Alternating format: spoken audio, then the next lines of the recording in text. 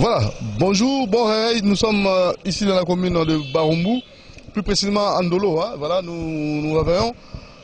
Nous allons aussi vous faire vivre nos amis de Barumbu et surtout comment est-ce qu'ils se sont réveillés. Mais plus, le sujet qui va nous intéresser, c'est plus un sujet capital. Donc nous allons ensemble avec un homme de Dieu. Il va donner ses avis et considérations concernant la dîme et les offrandes. Est-ce important? Alors, vous aurez les plus amples précisions. Doudou Monti au micro, Moron Djambé à la réalisation, prise de vie aussi. Voilà, nous allons déjà, sans plus tarder, recevoir notre invité. Voilà, il est en train de se concentrer. Voilà, c'est un homme de Dieu, hein, un ancien. Un évangéliste. Monsieur Alex, hein? Oui. Bonjour, monsieur Alex. Bonjour. Voilà. Ici, nous sommes dans la commune de Barumbu. Vous êtes aussi natif de Barumbu? Non, je ne suis pas. Mais votre église est implantée à Barumbu? Effectivement, notre église est à Barumbu. Nous sommes sur l'avenue de la Presse, au numéro 10. Voilà, alors nous commençons notre tranche par la rubrique exhortation du jour. Donc, vous allez devoir choisir un verset pour essayer de remettre tout entre les mains de Dieu pour ce début de la semaine. Donc nous commençons la semaine en beauté, que Dieu puisse nous assister et contrôler et pourquoi pas nous protéger aussi. Okay.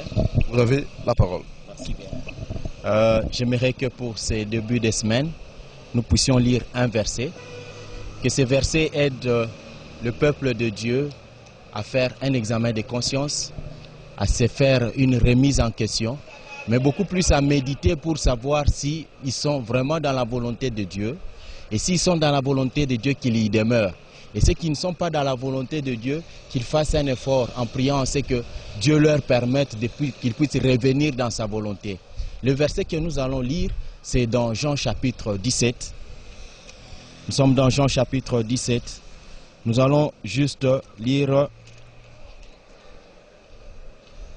le verset 6. Pour ceux qui sont à la maison, vous pouvez lire à partir du verset 1, mais nous allons juste lire le verset 6. Il est écrit: « J'ai fait connaître ton nom aux hommes que tu m'as donnés du milieu du monde. Ils étaient à toi et tu me les as donnés. Ils ont gardé ta parole. » Au travers de ces versets, nous devons nous poser beaucoup de questions. Avant la venue de Jésus, les gens connaissaient le nom de Dieu ou pas? Jésus, en venant dans le monde, il est venu avec une seule mission. La seule mission, c'était d'apporter le nom de Dieu. Mais c'est quoi ce nom de Dieu? Nous pouvons dire que oui, nous implorons au nom de Dieu, mais ce nom-là, c'est quoi? Si nous disons Dieu, c'est son nom, non. Dieu, ce n'est qu'une fonction. C'est comme ça que nous trouvons Dieu Baal. Nous allons trouver beaucoup d'autres dieux qu'on énumère dans la Bible. Mais le véritable nom de Dieu que Jésus a transmis à ses disciples, c'était quel nom? Jésus, lorsqu'il est arrivé dans le monde, donc il est arrivé, il trouve les gens, il leur dit: est-ce que vous connaissez le nom de Dieu? Si ces gens-là ne connaissent pas le nom de Dieu, il leur dit: voilà le nom de Dieu. Maintenant, vous qui priez, posez-vous la question de savoir: est-ce que oyebi ya solo liloba kombo anzambe ango ezanini? Yesu alakisaki batu kombo anzambe, mais kombo ana ezalaki kombo nini pour que aya kolakisa bango batu bayebaki kombo anzambe te depuis mokili ekelama. Il fallait Yesu aya pour aya kolakisa batu kombo anzambe, mais kombo ana ezalaki nini? Alors, comme nous avons dit que c'était juste pour que nous puissions réfléchir sur ces versets. Ces versets pourront nous accompagner tout au long de la semaine, mais nous allons dédier au fait la semaine entre les mains de Dieu pour que Nzambe accompagne biso. Bonheur en Nzambe ezala na biso. Chance en Nzambe ezala na biso. Pengolo en Nzambe ezala na biso bisika nyonso. Nous allons prier. Éternel notre Dieu, nous venons abandonner la semaine qui commence entre tes mains. Nous te prions afin que tu puisses éclairer ton peuple, que tu puisses les accompagner dans toute leur entreprise. Nous sommes de ton côté, où il y a la réussite, où il y a le succès, où il y a le bonheur, où il y a la prospérité dans tout ce que nous entreprenons. Nous voulons que cette semaine, que nous soyons victorieux sur nos adversaires, sur nos ennemis. Que la chance nous accompagne. Que ta garde, Seigneur, soit avec tous tes enfants. En tout lieu, ils vont être. Au nom de Jésus-Christ, nous avons demandé et prié. Amen. Voilà, merci. Merci, révérend. Merci, révérend Alex. Alors, place à notre rubrique sujet du jour, très rapidement. To Kemala Moko, parce que le Kamuto Obeta c'était le Gamba, Offrande Nadim. On a invité le révérend Alex. Offrande Dim, c'est reconnu bibliquement. Est-ce que nous, l'église, on dit que c'est offrande Nadim. On dit bien, avant qu'il n'ait pas un moté. Français, c'est un peu bien. Oui, on peut vous connaître? Oui. Moi, c'est Thomas Kazadi Kabeya. Thomas Kazadi Kabeya. Nous pouvons savoir de votre part l'importance des offrandes et des dîmes. De toutes les façons, l'importance des offrandes et de la dîme, c'est quelque chose d'abord qui est biblique, que nous devons vraiment appliquer. Cette importance, c'est juste la... Est-ce que c'est obligatoire? Oui, c'est obligatoire parce que c'est recommandé dans la Bible. Mais chez vous, ici dans votre église, vous donnez les offrandes? Absolument, nous donnons les offrandes et parce que c'est recommandé dans la Bible, nous devons appliquer ce qui est dans la Bible. Ce qui est écrit, nous devons les appliquer. Mais vous les appliquez comment?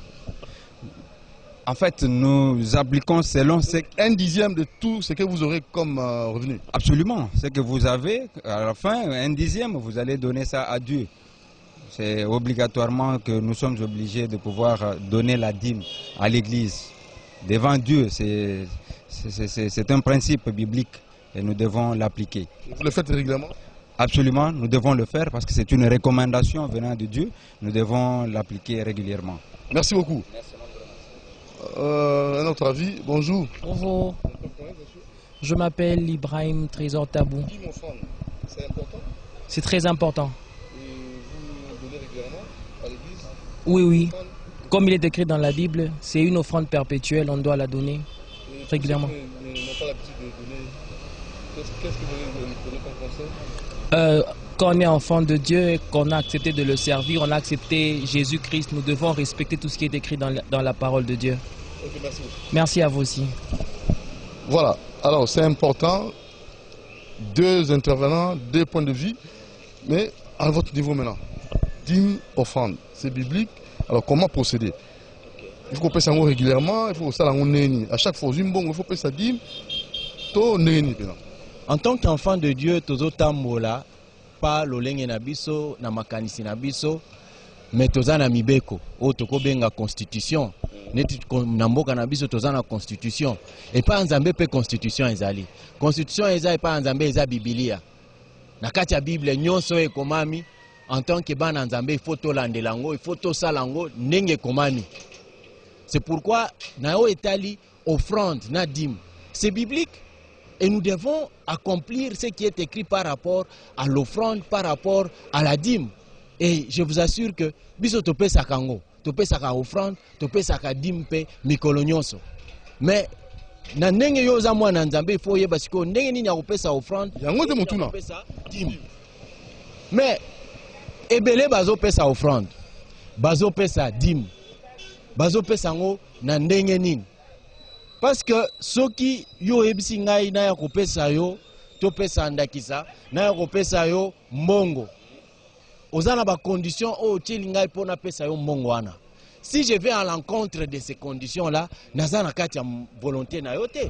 Biso toza bana nzambe tozolanda volonté ya nzambe. Il faut toyeba nanu volonté ya nzambe en ce qui concerne ba offrande. Ndenge nini ya kopesa la offrande, volonté ya nzambe ezalaka ndeni. Alors ezalaka ndeni volonté ya nzambe po bino bozali.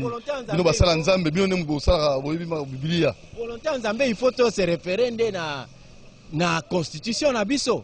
Na uza juste verset moko o etali nano offrande. Pour que bana nzambe ba mituna, est-ce qu'ils appliquent tel que la constitution recommande? Parce que dans mboka na biso par exemple, moko totele makabiso nyonso tolobi non, constitution et lobi boete. C'est-à-dire que oyaza en dehors ya constitution, mutuana aza munguna ya mboka na biso. Constitution eza pour que biso nyonso totambola na makanisi moko. Nous allons lire Lévitique chapitre 2.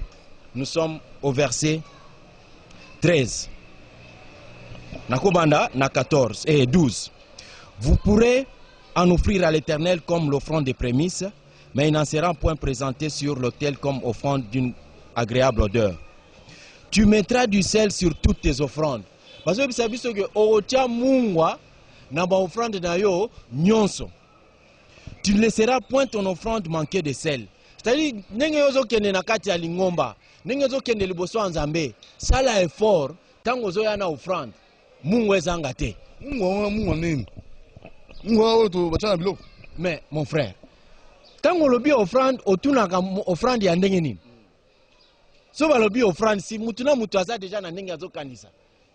Offrande, asi amoni offrande. Ngana lingi ko katela yo te ke offrande eza eloko boy. Yo moko tango kenda église opesaka offrande. Maintenant ngana zozongisa yo na kati ya constitution, pona olakisa yo ke na offrande oyo opesaka, il faut y ajouter du sel. Offrande nango opesa po tomona na église mususu. Offrande eza oyena mbomba mo oche. Siko ozwa mbongo oche mungu na kati okanga ngo to enveloppe. Je reprends le verset. Rapidement. Je disais que nous sommes dans Lévitique chapitre 2, verset 13. Tu mettras du sel sur toutes tes offrandes. Tu ne laisseras point ton offrande manquer de sel. Signe de l'alliance ton Dieu, sur toutes tes offrandes tu mettras du sel. Ceux qui ont lobi koza na kati alliance na Nzambe. Alliance elingi koloba bomoko na Nzambe. Nzambe azoloba ke offrande na yo ezanga Mungu ate. Ceux qui ont lobi ke bon offrande na ngai nazo pesa Nzambe mutuka. Zope Mungu asala nini? Bakisa likolo mutuka. Oye nango oye mutuka Alex évangéliste.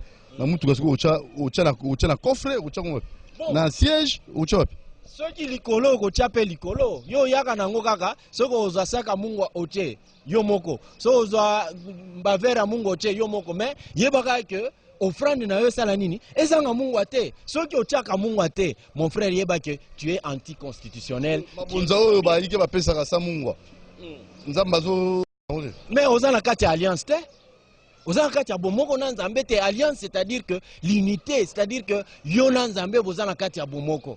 Siko ya lobi ke pour être en alliance avec lui perpétuellement, il faut que offrande na yo sala nini. Ezanga Mungu ate. Ce que ochaka Mungu ate, je pense et je suppose que Nzambe na no andima offrande na yo te.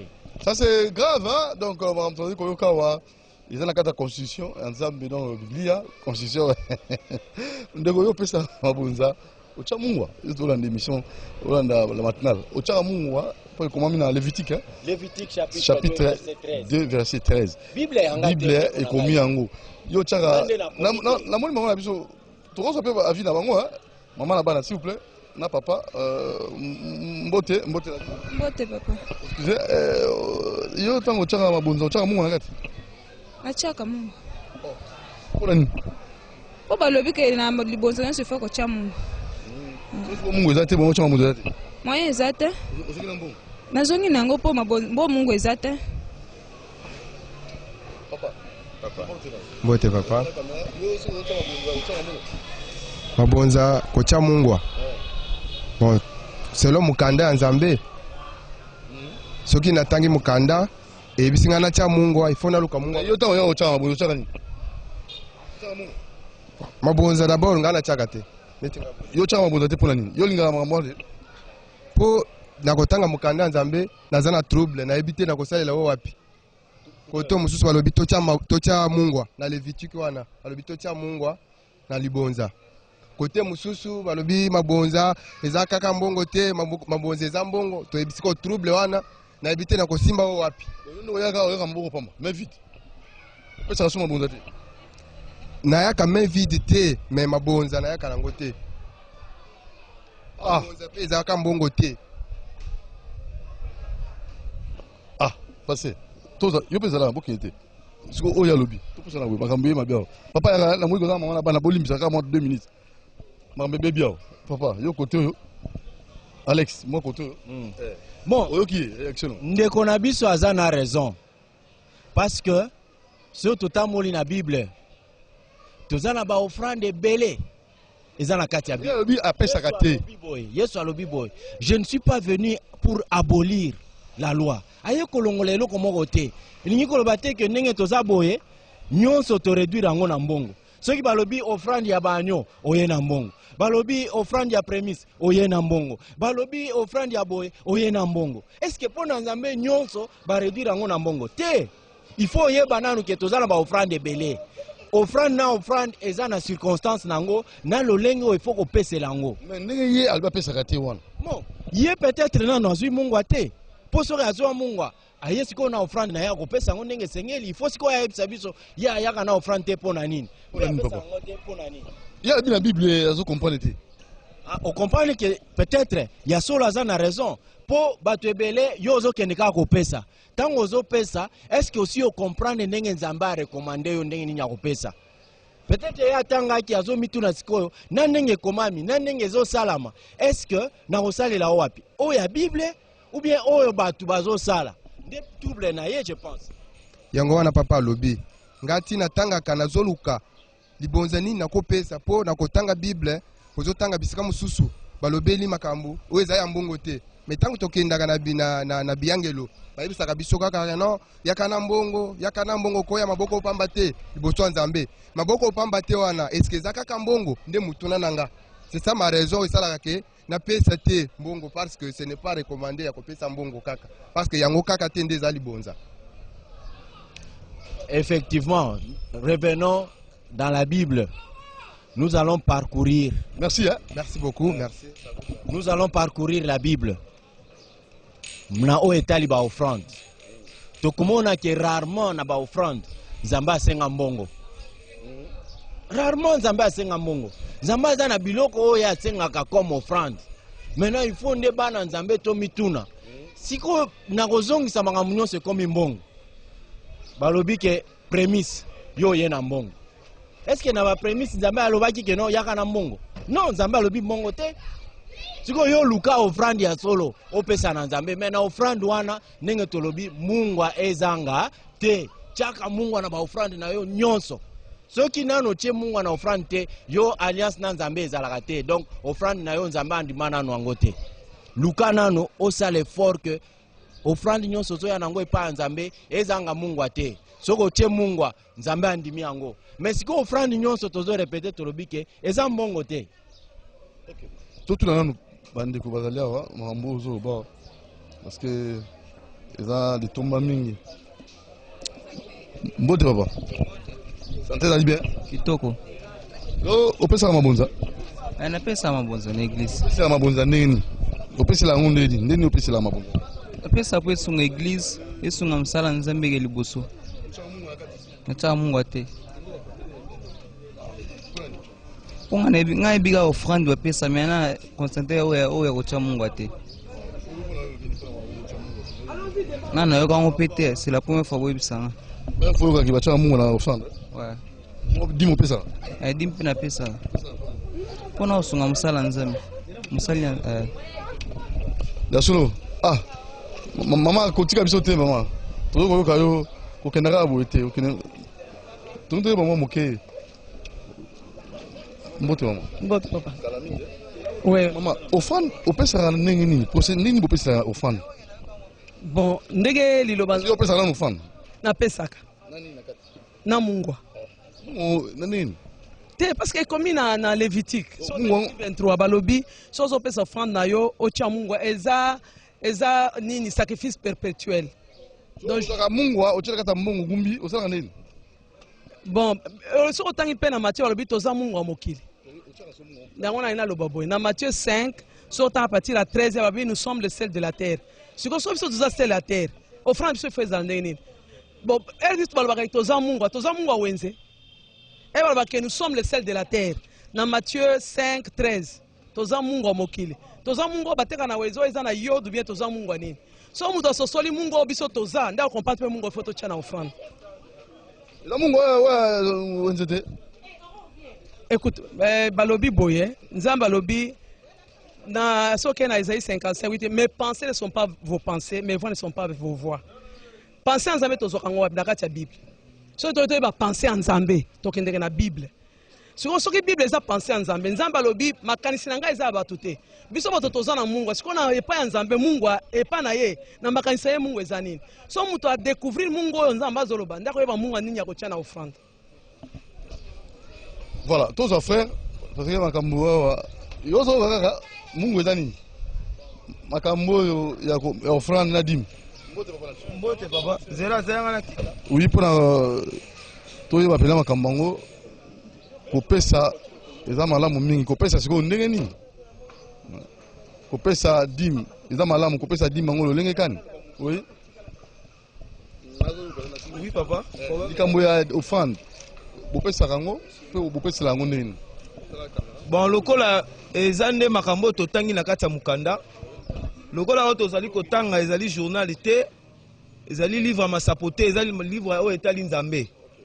Lokola biso tozoluka Nzambe eza makambo totangi oyo etali Nzambe.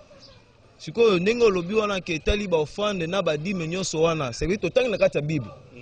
Mais pas si toyokaka po eza maloba Nzambe akula yango po biso totanga tokomepa na ye. Mais sengeli biso pe tango tozali kotanga yango toyeba ndenge ni tokebaka po ndenge mukanda pe ezali koloba ke kuna na ba Corinthiens Paul azoloba ke non oyo tozali kokufa po tozotanga na nzela ya kotanga tozokufa mingi. Ndenge nakoka pasi parce que nazomona ete bato ebele basi bakufa. Kala makambo etali mabonza badimi wana baza bato basi bakufa mais esengeli nde bayuka maepa Nzambe bazonga na bomoi na makambo bango bazali kotanga. Oh, mais si vous pensez une réponse, c'est une parabole. Si vous avez ça rendu. Po biso problème na biso tozali kokima nde liwa oyo ezali koya na nzela ya makomi po soki otali na baeglise nyonso mokili soki balobi mabonza bango bapesaka tobi ke kobonza eza kopesa mais ye Nzambe azoloba Paul azoloba pa na Pierre 1 Pierre 2 abi ke esengeli to offrir ba victime spirituelle nde eloko Nzambe azondima po to offrir ba victime spirituelle topesa eloko ya molimo bon soki nyonso bakomi na Bible ata bakomi na langue oyo yebi ozala chinois ozala mundele pour la fois pesa victime spirituelle te c'est ndenge mokande lobi non balobi ke totonga ndako eza molimo po to offrir ba victime nini spirituelle parce que au fond des eloko sengeli to offrir yango to bon en tout cas yo pesa nini yo ngai nasalaka ndenge mokande ezali koloba lokola Yesu ye azali eloko babe ye moko Yesu azali bonza ça veut dire biso pe sengeli to mi pese pa Nzambe yo pesa libonza te na pesaka libonza mais balobi to offrir oni yo agneau ndenge mokande balobi agneau wana ya mbula moko ça veut dire agneau wana il faut rebonzer entre les deux soirs kaka soko ozio bonzi bo papa s'il vous plaît Bible indi na mi papa yo ya na nini oni yo ya na église agneau ngolo comprendre te yo ngala na likambo agneau te yo lobi ke soki ngala pesaka to te mais ngala lobi ke lokola eza makambo te loba Nzambe ngala azali kobonza landisa kaka mokande ndenge ezosenga ngai parce que na oyo bato basalaka nde balobi ke topesa tozopesa biso nyonso mabonza mais mabonza tozopesa lolenge nini ngala kopesa te poso Bible lobi ke topesa exemple soki lelo balobi bato bakeye na bateme na mai bato nyonso bakendaka na mai ya nzoto parce que batangi mai mais soki babi ya moto tokendaka te mpo na nini esengeli mpe tomituna oyo etali libonza po libonza soki lobi pesa lokola ezali pete biso nyonso tozokende kopesa baeglise nyonso bazopesa mais soki bateme ya moto tokendaka te mpo na nini bato bakimaka bazoluka to interpréter. Papa, pardon, sunga biso. Ah, la moni makabe. Si oui, papa, aidez biso, papa, pardon. Mais vous avez pas coulou, toi. Papa, bonjour d'abord. Excusez-moi, on a su Mbote, non. Mbote, papa. On peut ça offrande. Tu peux ça offrande. On peut ça radine. Tu peux ça radine. On peut ça ngondeni. Mais nandenge sengeli, nandenge amolimo. On peut ça mbongo, on peut ça kanini. Dis mes ambongo te, offrande pe zambongo te.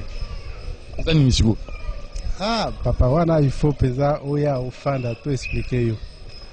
Et là qu'on soit salemaka selon volonté. Vous devez comprendre. Donc dim comment en bon côté.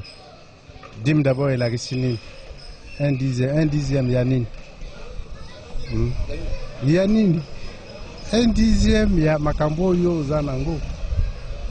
Bino par exemple ozana ma difficulté na yo kende au partager en gros dans le sein ensemble on a 10 mais ma difficulté na yo un dixième eza un dixième ya maka eza un dixième ya bongo te eza un dixième ya bozu mais bozu yo bazo loba eza net bozu o etali makambo mabe yo salaka makambo nyonso ça eza pe makambo en tout cas papa Mbote. Ah bonjour papa. On peut se radim, on peut se offrande, on peut se la rouler quand. Ah ok. Bon, on a bandé na offrande, recommandation en Nzambe ezali, mutu nyonso abandako aiba ko pesa offrande.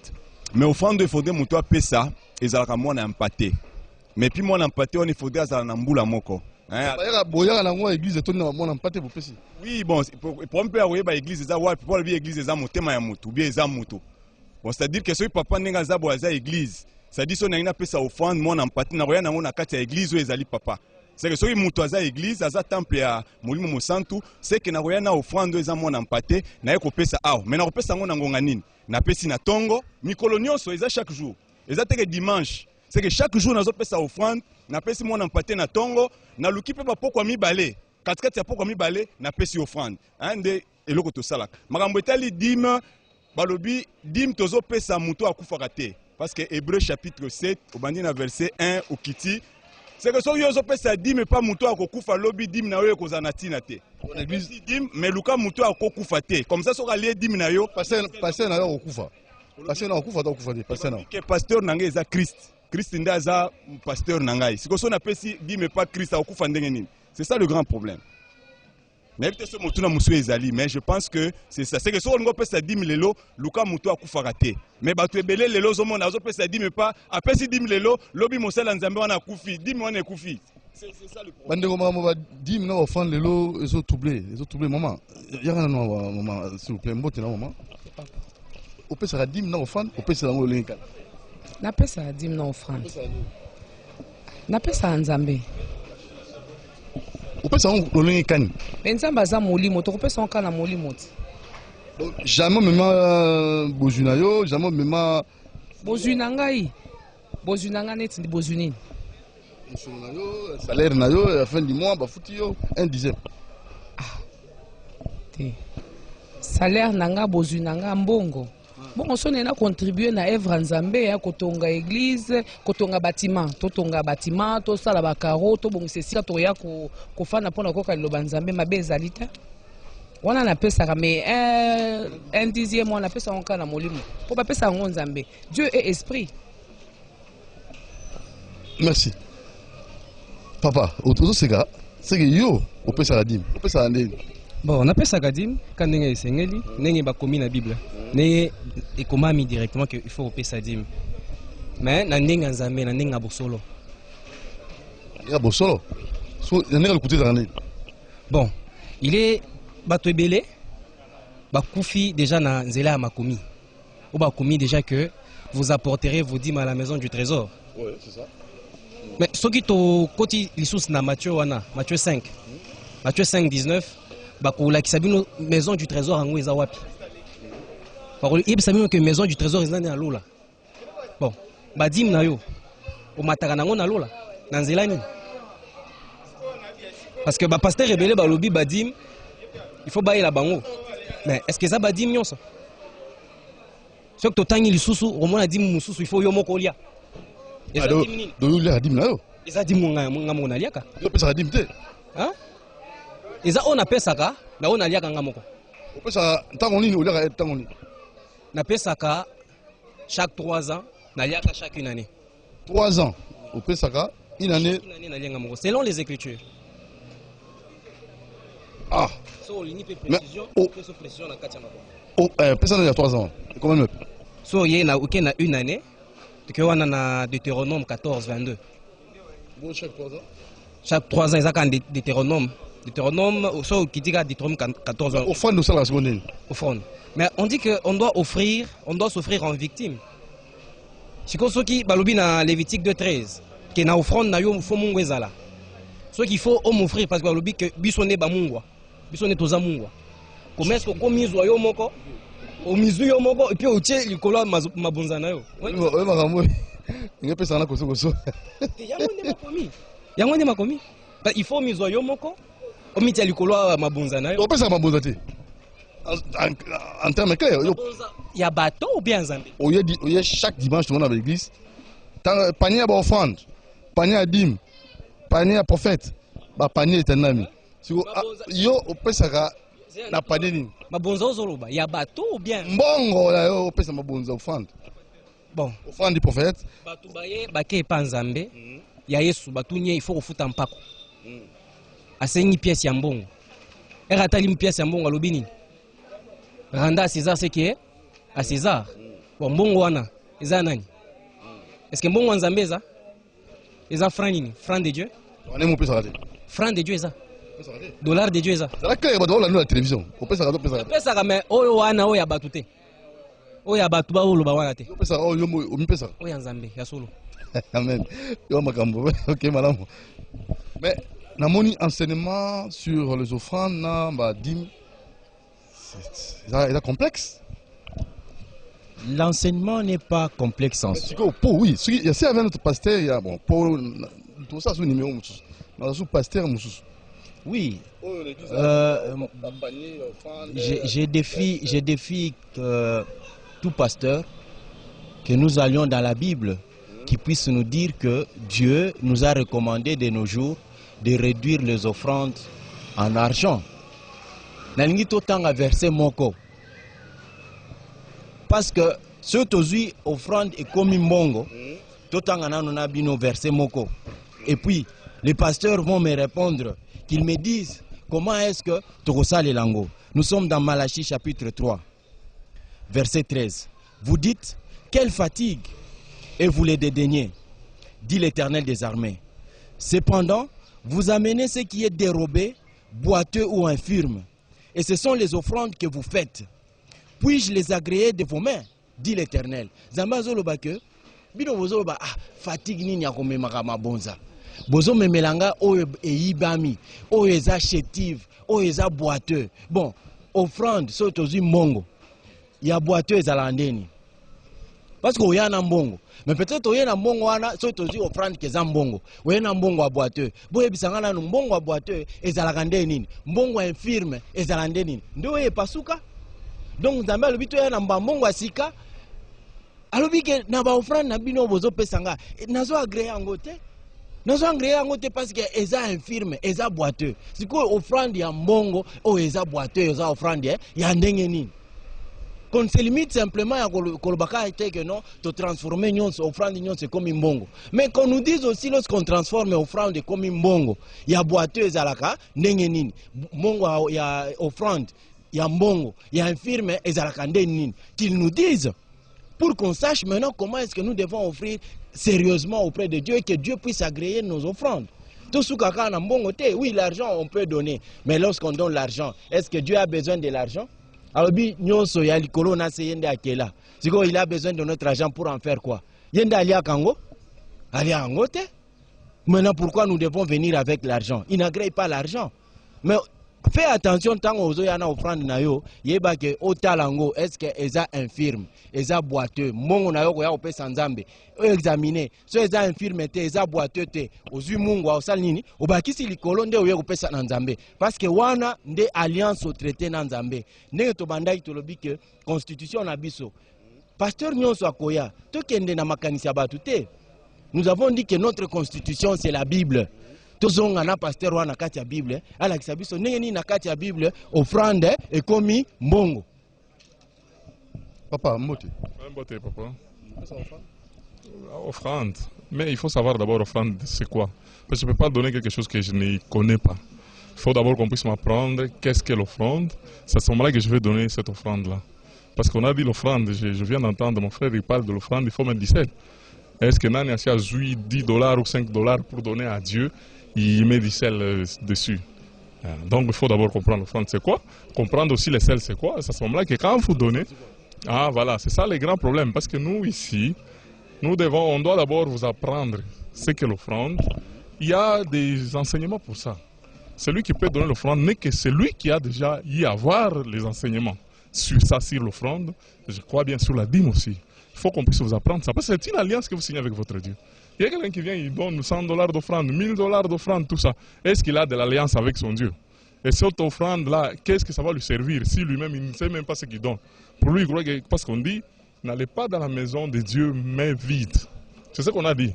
Mais moi, je peux avoir ma Bible ici. Le pasteur dirait que non, tu es venu, mais vide. Donc pour lui, amener quelque chose dans la main de Dieu, c'est avoir l'argent dans sa poche. Alors que ce n'est pas ce que la Bible dit. Ce n'est pas ça dans la pensée de Dieu. Parce qu'on dit aussi que, donc de la manière dont le ciel est séparé de la terre, c'est comme ça que la pensée de Dieu est séparée de la pensée humaine. Donc nous devons entrer dans la pensée de Dieu pour comprendre ce qu'est l'offrande selon Dieu, ce qu'est la dîme selon Dieu. Parce qu'on dit même que quelqu'un qui amène l'offrande, il est en voie de donner l'offrande. Il arrive. S'il voit qu'il a un problème avec son frère, il doit d'abord laisser l'offrande, il rentre d'abord, terminer avec son frère et qui vient maintenant donner l'offrande. Est-ce que tous ces gens qui donnent le soi-disant offrande, est-ce qu'ils savent toutes ces choses? C'est pourquoi nous nous disons que nous ici, c'est l'école de la sagesse. Il faut venir d'abord qu'on puisse vous apprendre cette sagesse de Dieu afin que vous sachiez comment donner l'offrande pour faire l'alliance avec votre Créateur, avec votre Dieu. C'est ça qu'on peut avoir comme problème à propos de l'offrande. Bonjour papa. Oui, nous donnons l'offrande tous les jours à perpétuité comme recommande la parole de Dieu. Tous les jours. Non, nous avons l'habitude d'offrir un agneau d'un an tous les jours. Vous avez l'agneau élevé là, l'église. Mais bon, puisque nous sommes en Zambé. Agneau. Oui, agneau. Tolobi agneau, c'est ce qu'on doit offrir à Dieu, c'est ce qui est recommandé. Parce que nulle part, en tout cas nulle part dans la Bible, on a dit apporter l'argent à Dieu. L'argent on met à la banque. Dieu n'a pas de banque. Or Dieu a demandé à ce que Batouba offrir rien, mais Bazo offrir rien. Nous sommes au moment où tu vas offrir agneau. Bon, c'est là leur engage. Ils ont engagé Bango. Parce que l'offrande, nous disons que l'offrande nous donnons à Dieu, pas à une tierce personne. Quand on va donner l'argent, il faudrait que Pesabiso compte, soit compte bancaire en Zambé. Comme ça, tu payes Simbongo na compte bancaire en Zambé, tu payes Simbongo na ndaku o to ebike awa Nzamba koya azumbongo wana akia sombi mon Nzambe. Dites-moi un peu, Nzamba ko kende somba par exemple li papa somba ngo wapi? Parce que lui dit, il dit dans les psaumes que ceux qui ngana yoki nzala nga Nzambe. Na ko ebisa yote. Bon, dites-moi un peu. Mutusiko Nzambe soki yoki nzala akoyebisa yote, mais toi tu dis que il faudrait omemela Nzambe mbongo. Mbongo nous savons que c'est pour les besoins de l'homme. Ce que Nzambe soki aosa na mbongo nini? Asomba bilamba Asomba asala na ngonini pombongo basombela ngo biloko. Merci. Alex, évangéliste. Oki des avis. Nenge ba ndeko balobi que les pasteurs soient honnêtes avec Dieu et honnêtes envers eux-mêmes. Si le pasteur a besoin d'argent, qu'ils disent au peuple de Dieu, naza besoin bo pesa ngambongo. Et le peuple de Dieu ba usangsela mbongo ba pesiye. Et mbongo wana eza ya Nzambe te, eza Nzambe nde azwi mbongo wana te.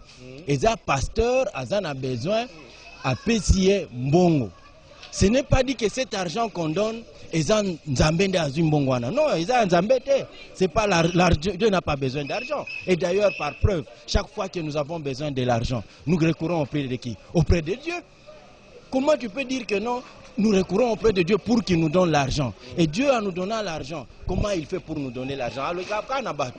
Mais si on a un tout qui n'a lobby que pasteur ou a lobby que voilà, il faut repérer ça offrande des ambongo. Aïe bisabiso, balobi agneau il y a une année. N'eng balobi awa. Topé ça agneau il y a une année.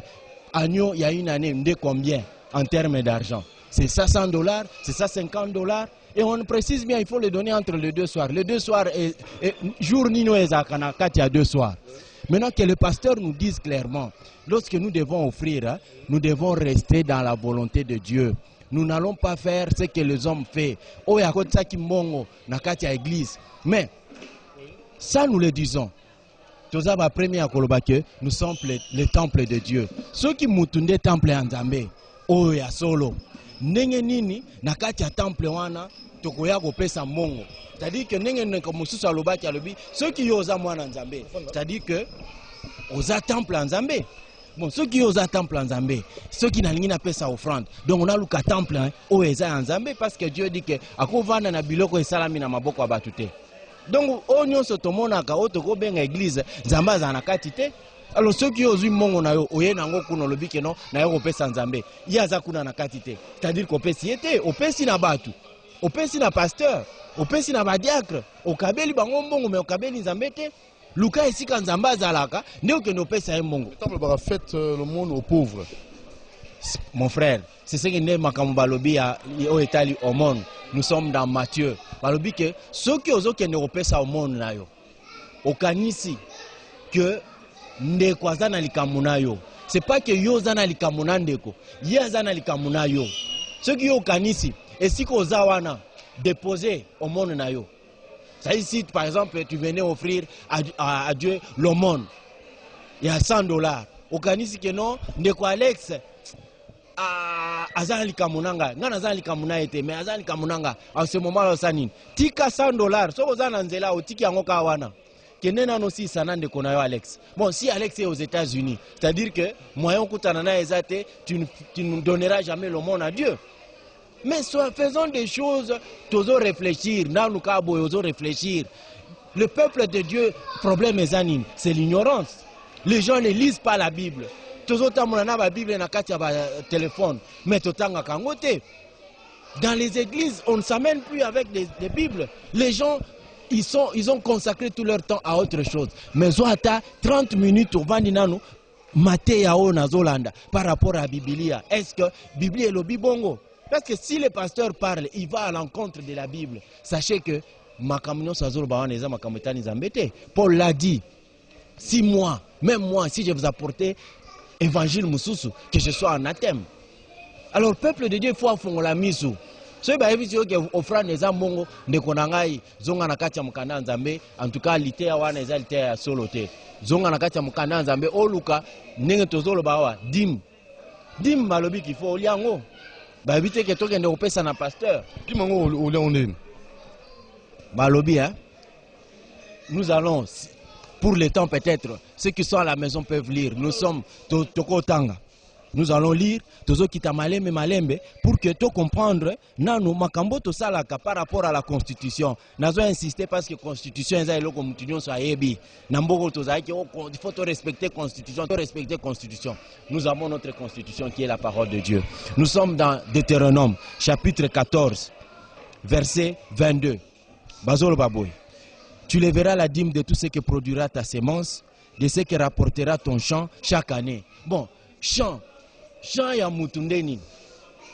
Parce que les loto comme dim, c'est-à-dire que champ nabiso eza musala. Bon, on admet que champ de musala n'engele pas pasteur balobi. Est-ce que si les champs c'est ça le travail, récolte ya champ de mongo? Bon, on continue. Et tu mangeras devant l'Éternel ton Dieu dans le lieu qu'il choisira pour y faire résider son nom. Balobi te kena keno pesa na pasteur. Balobi ke naluka esika oyo nzambe akotia kombo na ye. Rappelez-vous dans notre première partie tolobaki tozo de 10 semaines. Yesu azoloba que j'ai fait connaître ton nom aux hommes que tu m'as donné du milieu du monde. Nde tolinga to yeba kombo ngo nzambe eza ndenge nini? Est-ce que kombo nzambe eza eloko? Et comme on a eza ndenge nini? Maintenant ici on vient nous dire que pour manger ta dîme luka esika oyo nzambe azwi kombo na ye akie kotia soki ozwi esika wana o nzambe atie kombo na ye balobi te ke esika ye azali mais esika oyo asali nini atie kombo na ye. En ce lieu là tu vas manger ta dîme. C'est écrit noir sur blanc ndenge tolobaka noir sur blanc, c'est écrit Lévitique et Deutéronome 14 22 23 balobi ke yo kolia ndeko eza papa nanganda akomi bible oyo te ni moi encore mon ancêtre. Alors, tous les autres pasteurs, au bazo procéder le lenge yozolo bate. Tiko yo loba na bangoni ni pe na mandimi église bangoni. Chers hommes de Dieu, revenons à la véritable parole de Dieu. Ne cherchons pas à verser mususu tozo offiski ango tozo la kisango bana nzambe te. Parce que oyo ekomami mukoloni ni to ya na église pasteur atelemi pe alobi ke dîme et komami salanini olia. Mais ce qui est encore scandaleux, c'est que tu as versé au yoka. Balobi que peut-être lorsque l'Éternel ton Dieu t'aura béni, le chemin sera trop long pour que tu puisses transporter ta dîme. Ndenge balobi awa dîme uti na nini na bilanga na yo, na sala ka bilanga na nga na maluku. Ou bien na sala ka makala. Siko na moni ke nalonga na makala de maluku jusque awa na barumbu eza musika. Dieu me donne la possibilité. Alobi boy.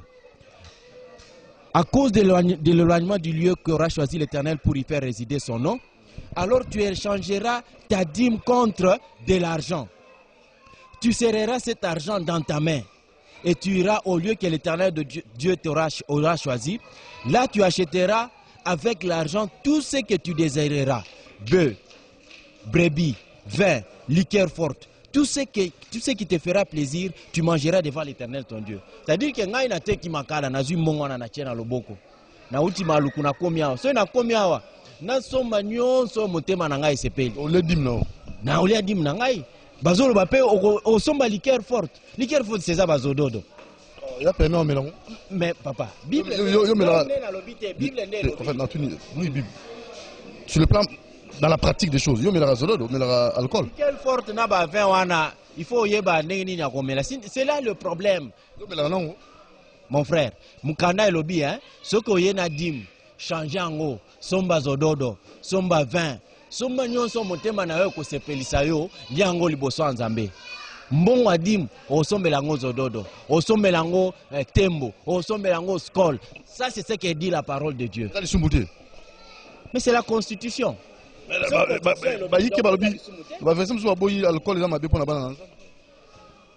Bon, je ne sais pas, nga na Bible nazanango, na mona pe basali mususu kutu nzambe azo recommander bango ba mela masanga ba kweya. Bon, je ne sais pas si dans la Bible ici, il y a un pasteur qui va nous dire que bon, voilà, Masanga, na verset Boebalobi qui est comme la Masanga. Qui trompe qui? Qui trompe qui? Mutu azomiko saye moko. Mutu azomiko saye moko. Pona nini? Na Ésaïe chapitre 55, verset 8. Balobi que mes pensées ne sont pas vos pensées. Déplace mutu azomikosa yemoko. Nalobi mutu azomikosa yemoko. Je n'accuse aucun pasteur, serviteur de Dieu. Veuillez me pardonner, je ne vous accuse pas. Mais nazoloba que mutu azomikosa yemoko. Pona nini? Po soki nzamba alobi nzete. Makanisi ya mutu etindi ye na nini? Na nzete. Déplace lukuta na ye bandi. Olia Luka que non, Dieu a dit mes pensées ne sont pas vos pensées. Si dans mes pensées, nzete eza kambala otozala kanango, nzete eza eloko boye. Si Dieu, ça ce sont les pensées des hommes, mais dans la pensée de Dieu, nzete kozala nini. C'est là que l'homme se trompe. Parce que si Dieu parle offrande, toi tu vois l'argent. Ça ce sont tes pensées. Cherche maintenant dans la pensée de Dieu, offrande veut dire quoi? Le sel veut dire quoi? Parce que tant on a eu ça qui est au temps verset, que offrande na ezanga mungwate. Vous vous êtes exclamé au lobby oh mungwa ndenge nini? Mais offrande to tout la raté ya ndenge nini? Mungwa ngope botiko expliquer ngote. Mais oui, ça demande l'enseignement, non? Mais oui, mais voilà la télévision, pour tiki bat musu na ignorance. Tu as le temps même à 5 minutes on peut ça ma explication à celle. Natiki bango na kati ya ignorance te parce que makamunyo sezo bandana no balobi boy. Si ta main te pousse à commettre un péché, o sala nini? O katango. Combien basi bakata maboko na bango? Aussi au mona mutu alobi que non, naza aveugle pour misu nanga itinda kinga na mona biloko ya mabe. Nanya kata aloba oya si akata atelema aloba ke ngai na kata loboko nanga pona nini po etinda kinga na sumuka makolo nanga ebimisa kinga watina hotel na kioko sale kobo oya si asala ngo aloba. Alors si la main n'est pas cette main, c'est-à-dire que lorsqu'on dit ne vous apportez pas dans la maison de l'Éternel les mains vides, donc to luka loboko to boya ko kata wana ou bien loboko to kata déjà wana. Dans le boko wana bakoyebisa yo mon frère eza loboko yote. Donc eza loboko mususu. So eza loboko mususu donc offrande eza eloko mususu. Sel pe eza eloko mususu. Il faut dire qu'on oyeba sel ango eza nini. Po balobi biso mongo toza ba sel. Mais sel o tozo kuta na kati ya mukanda nzambe ko perdre saveur dango. Donc osimi yango boye o tieme eza mungwa te. Bilongo nyonso wana on ne peut pas dans un peu de temps ko expliquer ango mutu. Il faut neto bandana ye. Nakati ya Genèse kuna balobi ke au commencement Dieu créa le cieux. Mutu ayeba ciel ango ndenini, terre ango ndenini. Est-ce que terre eza eloko tozonyata? Voilà, alors j'aimerais que vous passiez un programme l'église et pour la bateau balinga bazo penza ba précision en matière wana vous procédez comment voilà. Merci beaucoup peuple de Dieu. Nous disons que nous sommes l'église universelle de Jésus-Christ. Nous sommes à l'école de la sagesse. Tozo senga nayo yaka nanu oyoka. Peut-être oyoki nanu jusqu'à maintenant tu n'as eu qu'un son de cloche. Yaka nanu yoka pe son mususu ya cloche pour juger. Ko juger na kati ya makanisi na yote mais ko juger par rapport à liloba nzambe qui est la Bible. biso tozo tangisa pour que mutu asosola mayele ya Nzambe na kati ya mukanda ya Nzambe. Alors tokutanaka chaque lundi à partir de 17h. Je répète, l'adresse est Nabiso Eza, avenue de la Presse, na numéro 10, na croisement ya Funa Bokassa. Lundi 17h tokutanaka, wana eza formation à serviteur de Dieu. Samedi 14h30, toza lisusu wana pona koyekola makanisi ya Nzambe. Dimanche, toza pe na culte d'action de grâce Nabiso et bandaka na 9h juste. Mais nous avons aussi quelques émissions. Nous avons une émission qui est tournée ceux qui sont sur YouTube, 2 Timothée 316, au Kutabiso avec quelques extraits de l'émission Nabiso. Je pense que c'est des programmes Nabiso. Donc ça n'est fini parce que la première partie, je crois deuxième partie, Tozoyo, Alex, évangéliste, Toziso au côté, pasteur, Oazo, Mama Kamboya, 10 minutes offrande, Nandenge. Ya mbongo na ndenge ya kitunga ya ofande kitunga ya prophète kitunga boy et pas la pembeni awa pour bino na ye pour me penza ko éclairer au peuple de Dieu. Oh, ils ont vraiment l'importance capitale. Nous serons honorés et nous sommes toujours disposés pour nous étaler le Banzambe afin que le peuple Nzambe ezala éclairé na étaler parole de Dieu. Merci. Merci beaucoup, à la prochaine. Merci. Très bien. Alors ça n'est fini pour aujourd'hui, donc nous avons choisi ces thèmes. C'était pour permettre à ce que bateau semer la confusion et belé na mitu ya bana Nzambe. Le logo za penza numéro moko spécial hein, spécial parce que trop de confusion hein. Donc c'est un pasteur, prophète, évêque, évangéliste okolinga ko pesa opinion contraire abenga na plus 243 89 61 52 634 plus 243 89 61 52 634. Voilà, Rosa Douloumon Siri et Tokomeka Penza ensemble na frère Alex pour tout ça la Penza débat sur ces sujets. Bon début de semaine et nous pensons déjà vous retrouver prochainement. Après moi, vous allez suivre une émission kiosque avec Michel Koyapa, donc qui va recevoir des invités, des marques. Il y a Pascal Owanche et John Omombo. Je crois il y a aussi John Lungila s'il sera là à l'heure. Allez, merci à Mouron Djambé à la réalisation, merci à nos exploitants et pourquoi pas aussi à Alain Kabongo. Nous vous disons au revoir.